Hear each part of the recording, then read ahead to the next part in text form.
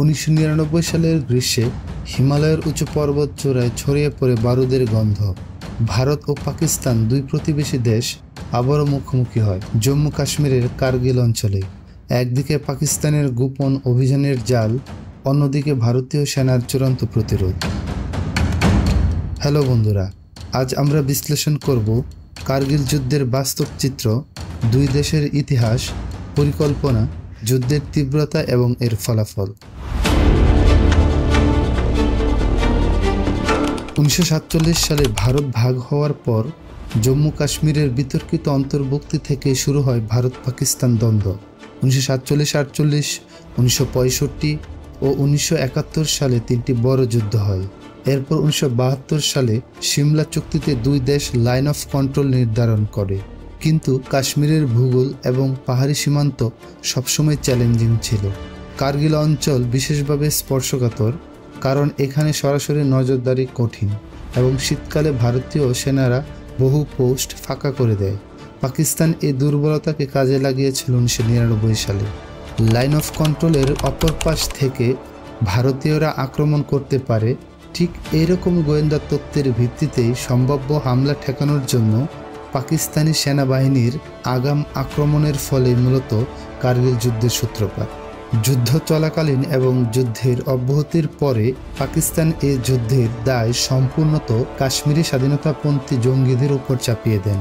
তবে যুদ্ধের পরে ফেলে যাওয়া তথ্য প্রমাণ ও পাকিস্তানের প্রধানমন্ত্রী এবং সেনাপ্রধানের পরবর্তীকালের বিবৃতি থেকে স্পষ্টতই জানা যায় যে পাকিস্তানের আধা সামরিক বাহিনীও এই যুদ্ধের সঙ্গে প্রত্যক্ষভাবে জড়িত ছিল, আর সেই বাহিনীর নেতৃত্বে ছিলেন জেনারেল আশরাফ রশিদ। কার্গিল যুদ্ধ হল পারমাণবিক শক্তিধর দুই রাষ্ট্রের মধ্যে সংঘটিত দ্বিতীয় তথা সাম্প্রতিকতম প্রত্যক্ষ যুদ্ধ। এই ধরনের প্রথম যুদ্ধটি ছিল 1969 সালের সিনো সোভিয়েতের সীমান্ত সংঘর্ষ। উল্লেখ্য আছে 1998 সালের মে মাসে ভারত এবং পাকিস্তান উভয় রাষ্ট্রই পারমাণবিক অস্ত্র পরীক্ষণ চালায়। যদিও ভারতের প্রথম পারমাণবিক অস্ত্র পরীক্ষণটি ঘটানো হয়েছিল 1974 সালে।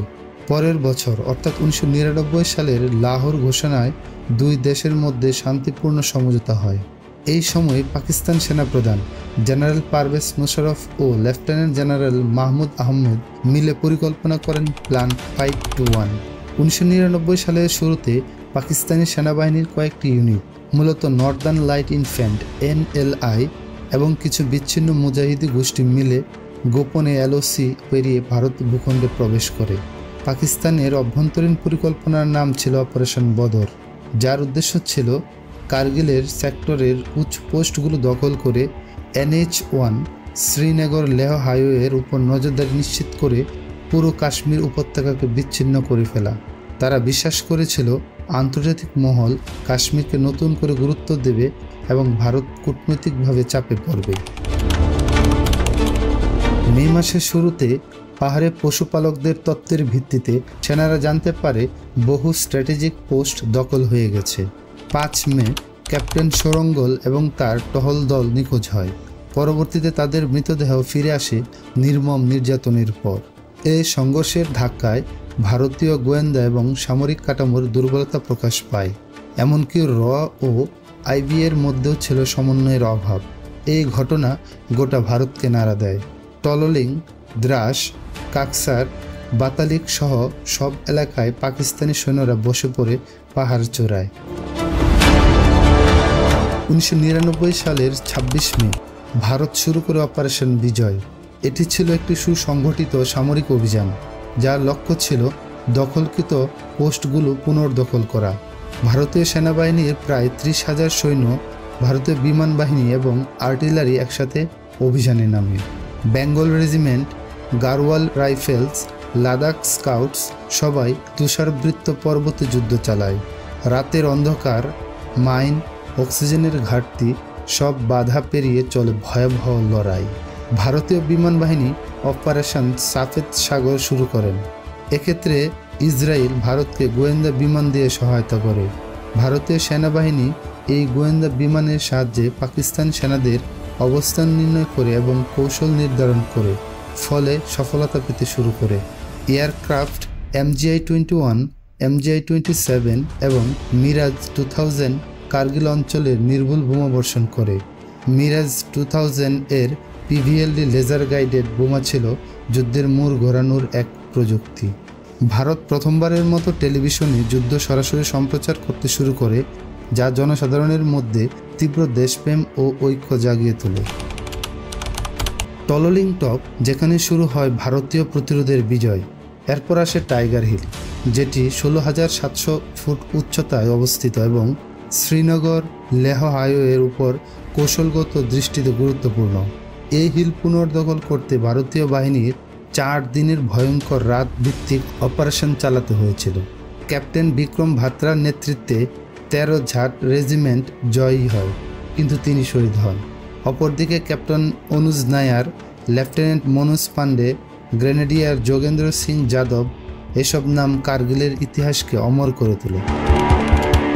যুদ্ধের সময় ভারত আন্তর্জাতিক মহলে কৌশলগতভাবে কূটনৈতিক প্রচারণা চালায়। পাকিস্তান একদিকে কাশ্মীরকে আন্তর্জাতিক ইস্যু বানাতে চেয়েছিল, কিন্তু যুদ্ধ শুরু হওয়ার পর তা উল্টো প্রতিক্রিয়ার সৃষ্টি করে। তৎকালীন পাকিস্তান প্রধানমন্ত্রী নওয়াজ শরীফ যুদ্ধ চলাকালেই যুক্তরাষ্ট্রে গিয়ে প্রেসিডেন্ট বিল ক্লিন্টনের সঙ্গে বৈঠক করেন। জাতিসংঘ, G8 ও ইউরোপীয় ইউনিয়ন ভারতীয় অবস্থানকে সমর্থন করে এবং পাকিস্তানকে সংযমের আহ্বান জানায়। আন্তর্জাতিক সমর্থন ভারতকে কৌশলগত সুবিধা এনে দেয়। কার্গিল যুদ্ধে ভারত জয়লাভ করেছিল, এটা পাকিস্তানও অস্বীকার করে না। তবে অনেকেই যুদ্ধটাকে অমীমাংসিত হিসেবে দেখে থাকেন। কারো কারো মতে এই যুদ্ধে পাকিস্তানের চেয়ে ভারত বেশি ক্ষয়ক্ষতির সম্মুখীন হয়েছিল।